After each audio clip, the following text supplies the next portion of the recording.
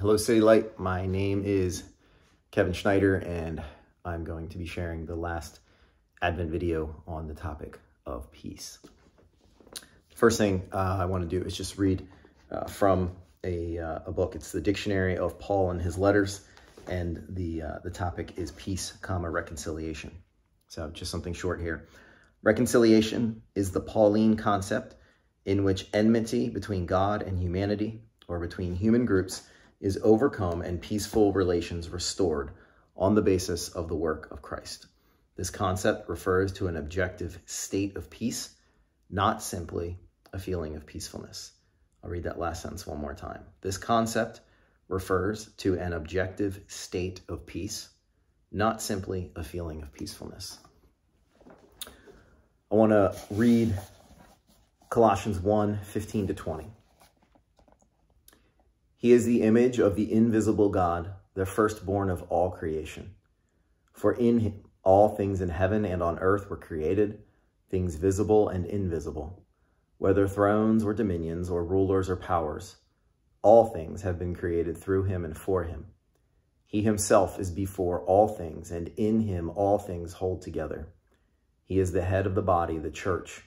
He is the beginning, the firstborn from the dead, so that he might come to have first place in everything. For in him all the fullness of God was pleased to dwell, and through him God was pleased to reconcile to himself all things, whether on earth or in heaven, by making peace through the blood of his cross.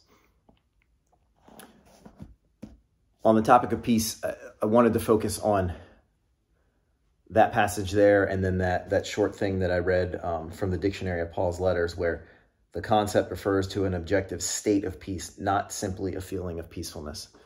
So I want listeners to think about the difference between the feelings of peace that can come and go, often determined by our circumstances day to day, and the objective state of peace that we are in when we are reconciled to God through Christ.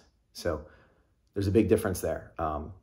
There's an objective state of our souls and the peace that we have versus the day-to-day feelings of sometimes feeling peace in what's happening around us and sometimes feeling angst.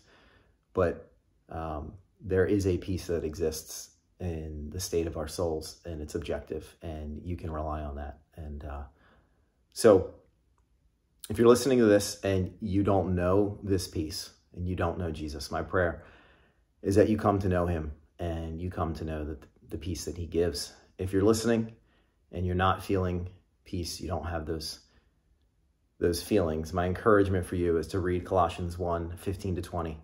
Read it a few times and think about the objective state of peace in your soul, because Jesus came. He came as one of us. He died for our sins. He defeated death through his resurrection. And because of those things, we have an objective state of peace. Thanks.